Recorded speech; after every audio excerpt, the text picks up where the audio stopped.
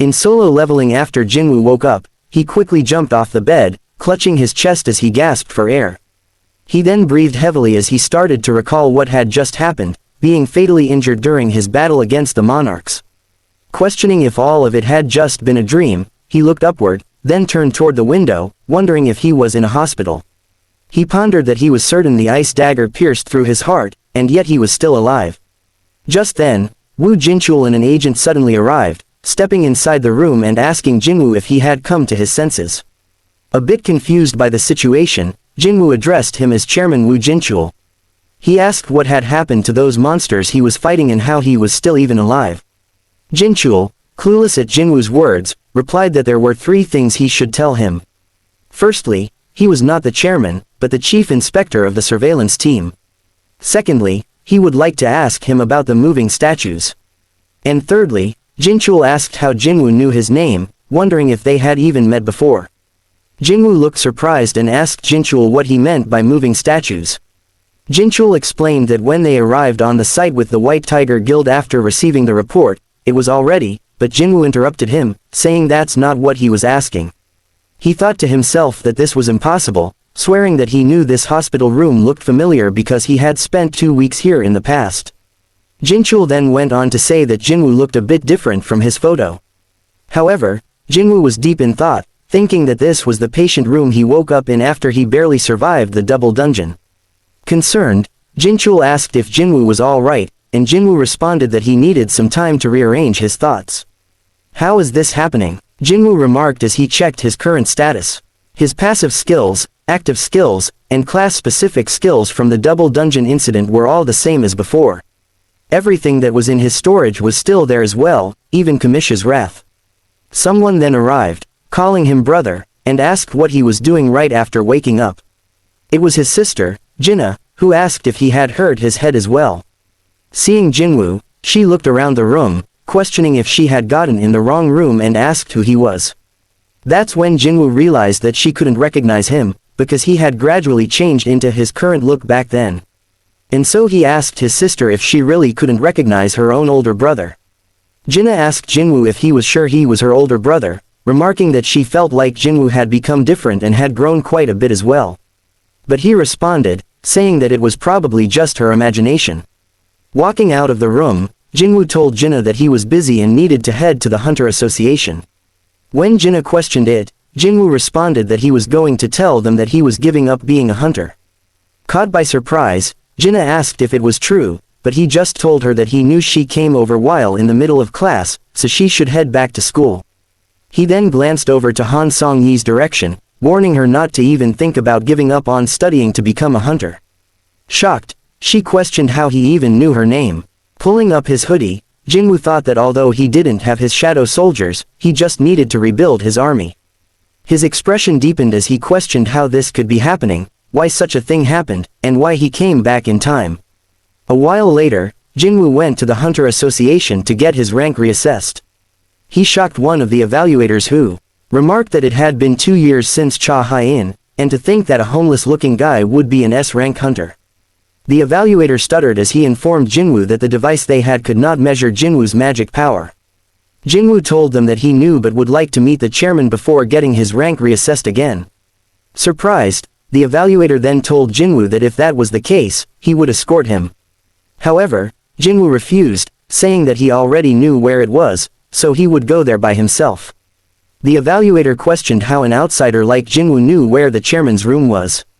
Meanwhile, going upward in the elevator, a man hummed as he thought to himself what kind of scenario he should make up for today. His thoughts ran, thinking that it wasn't his first time making up lies to the association, and he'd be in big trouble if he got caught by Chief Inspector Woo Jin-chul. Suddenly, he felt something off as Jinwoo stood beside him, stating that Kong Tae-shik possessed a stealth skill and yet hadn't reported that fact. As Tae-shik questioned him, Jinwoo added that even though he was a high-ranking hunter, Tae-shik wasn't on the list of names that were strictly managed by the association. Jinwoo informed him that in the near future someone would ask him to avenge their daughter. Noting that he wasn't interested in what Tae-shik did with criminals, but if Tae-shik hurt innocent hunters during that incident, he would die by Jinwoo's own hands. So Ling Kong Tae-shik reached for his dagger only to be shocked that it wasn't there, as Jinwoo told him that he only gets one warning. This made Tae-shik nervously ask just who the hell he was. But Jinwoo simply walked away quietly, making Tae-shik wonder who he was even more. Jinwoo, finally arriving at the chairman's office, had his eyes widened, noting that it felt like it had been forever since he last saw the chairman. He then lifted his hoodie saying it was nice to meet him. Chairman Go-gun-hee smiled at him, noting that seeing how Jinwoo came to look for him as soon as he got back his test results, he assumed Jinwoo was somewhat familiar with the procedures already.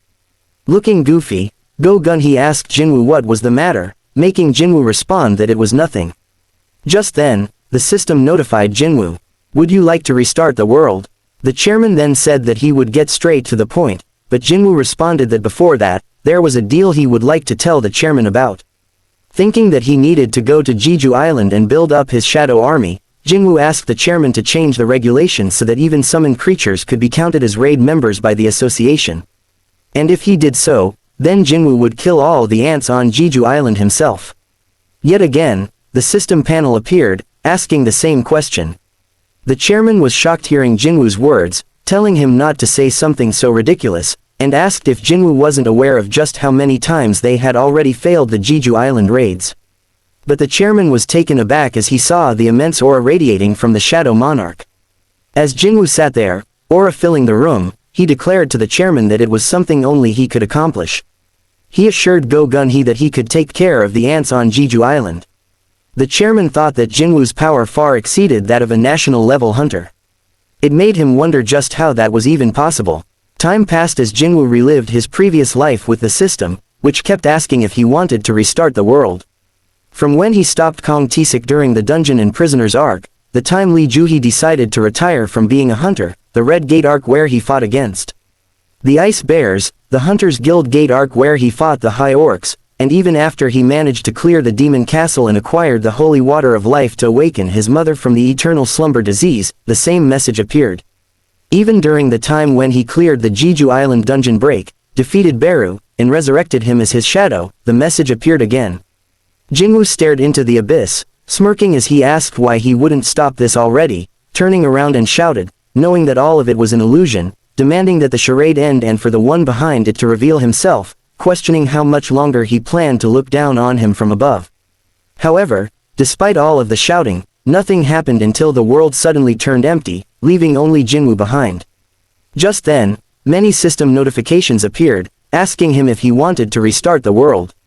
Over and over the system notifications kept appearing, stacking up until they almost completely covered Jinwoo. Glancing to the side, Jinwoo then asked who he was. As something stepped out of the shadows, he questioned if he was the King of the Dead, revealing the original Shadow Monarch. He then told Jinwoo that if he wanted to, he could live in this world for eternity, and it would be like never waking up from the most wonderful dream. But Jinwoo argued whether Ashbourne was telling him to remain trapped within the illusion he had created. The monarch disagreed, informing him that he did not create this world, rather, it was Jinwoo himself who was responsible for its creation. Jinwoo, confused, asked what he meant by saying he created this world. The monarch then stepped closer to Jinwoo, beginning to transform into his loved ones, stating that it was a world formed by combining Jinwoo's desire to correct his past mistakes with his power. In other words, this was the monarch's territory. This was eternal rest, death, and he had been watching Jinwoo for far longer than he could possibly imagine. He noted that Jinwoo, who had always been closer to death than anyone else, had so desperately resisted it. But the monarch was the record of Jinwoo's struggles, the evidence of his resistance, and the reward for his suffering.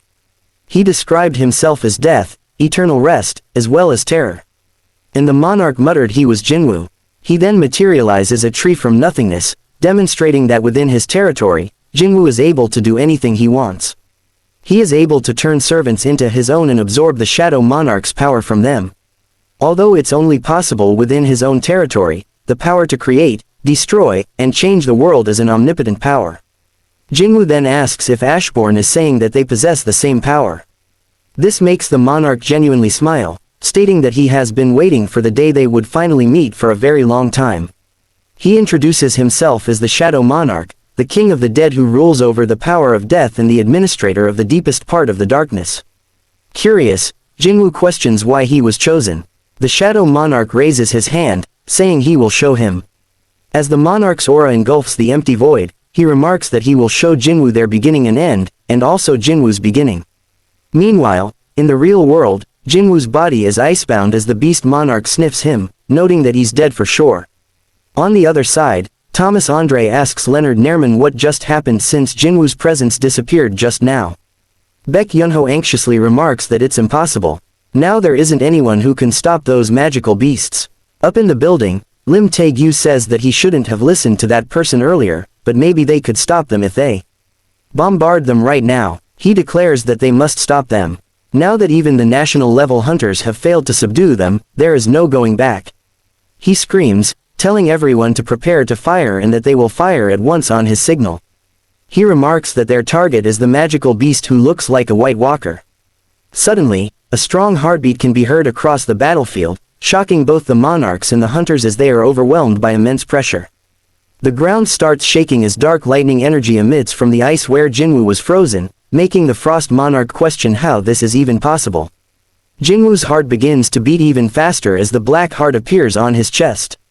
Seeing this, both the Frost Monarch and the Beast Monarch are alarmed in disbelief, realizing they must stop the true king from descending now that the fake king has died.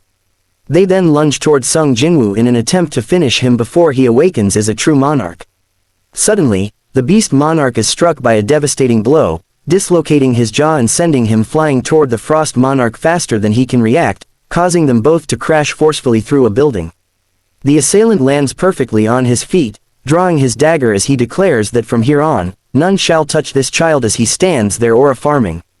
In another world, light and darkness existed in an age where everything else had yet to exist. The Absolute Being split the light and created the emissaries of God, and he split darkness to create the 8 sovereigns. The sovereigns who were born to destroy the world, and the emissaries who were born to maintain the world, continuously killed each other's soldiers. Fatigued by the constant and unending war, the brightest fragment of the brilliant light asked the Absolute Being, "Oh, our Absolute Ruler, why do thee not aid thy most faithful subjects fighting in thy honor? Why do thee ignore the screams of the countless soldiers dying for thy honor?" and begged for the Absolute Being to lend them the strength to extinguish their opponents, promising they shall cut their heads and offer them as a tribute to his glory. But the Absolute Being did not reply to the fragment. And at that moment, the fragments of brilliant light realized that to the Absolute Being, the battle between themselves and the sovereigns was nothing more than a form of entertainment, and that the ruler did not wish for the war to end. With the commandment given by the Absolute Being, "Worship the God," everyone worshipped the Absolute Being. "Praise the God," everyone let out outcries of war for the Absolute Being. "Prove your piety," everyone pledged their allegiance with their blood and lives to the Absolute Being. They had abided by the law until now, but there were overwhelmingly more of those who fell victim to death than those who overcame it. Since even if they abided by the law, only death awaited them. Ashbourne tells Jinwoo that as long as the Absolute Being exists, the war will never end. And to end this meaningless war, they unsheathed their blades. And it was the start of the rebellion. Ashbourne then pointed to his distant past self, remarking that he was the sole emissary of God who stood up against the rebellion of the other emissaries. But his pitiful number of soldiers powerlessly fell before the united armies of the emissaries. And as he himself fell, he thought that it was the end. But when he reopened his eyes within the darkness, he realized that the Absolute Being had hidden a certain power inside him. At that moment, shadow began to emerge inside his helm, slowly filling him with immeasurable power. And as he slowly became shadowified, he muttered his famous phrase, "Arise." Suddenly, his previously tattered wings withered as they slowly turned into shadow, and the spear that struck him had been healed. With his newfound strength, Ashbourne forcefully spread his wings as he fully resurrected his fallen armies. He then led his new army to the battlefront. However, as he returned and opened the Absolute Being's chamber, everything was already over. The Absolute Being sat on his throne, pierced by the other fragments of brilliant light spears, lying there with his lifeless body. The remaining fragments of brilliant light, who had killed the Absolute Being, called themselves the new gods, thus assumed the position of the rulers, and used various tools containing the power of the Absolute Being to hunt down the sovereigns. As a result, the king of giants, Leisha, was captured by the rulers, and the power balance between the two sides collapsed. Then, the monarchs realized the severity of the situation. The Shadow Monarch used this moment to reach out to the other monarchs. since they had no choice but to combine forces with him in order to combat their common enemy, the rulers. From then on, he continued the long-lasting battle, as neither a fragment of brilliant light nor an emissary of God, but as the Shadow Monarch. Time was on his side, as well as the corpses and the souls that remained on the battlefield. And when he combined forces with the army of destruction, led by the king of berserk dragons, the other monarchs, as well as the rulers, came to fear him. Which eventually led to 2 of the monarchs, who feared him, aiming for his back after combining forces. And due to that, his shadow army was nearly annihilated. The consequences of a strength that was too powerful had brought him betrayal.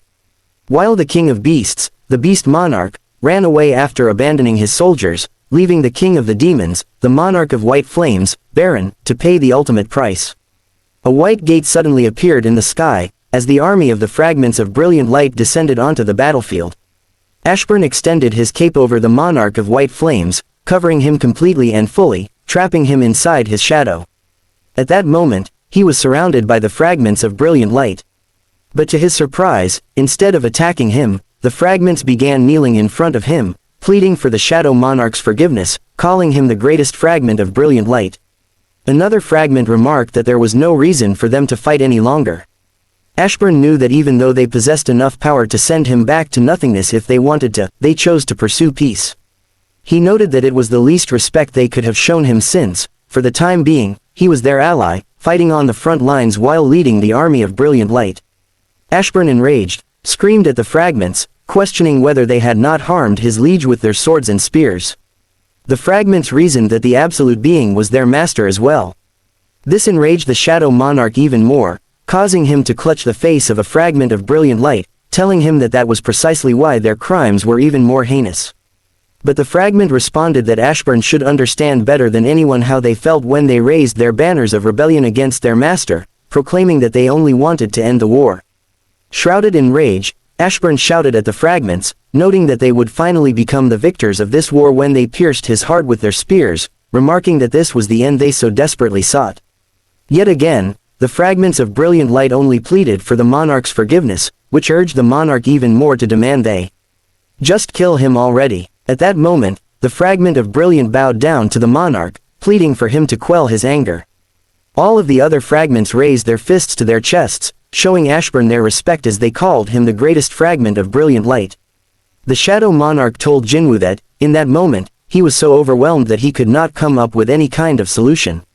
So, he decided to hide himself for the sake of revenge. Since he had trapped the Monarch of White Flames within him, he was planning on striking the forces of the Beast Monarch after allowing his body to recover.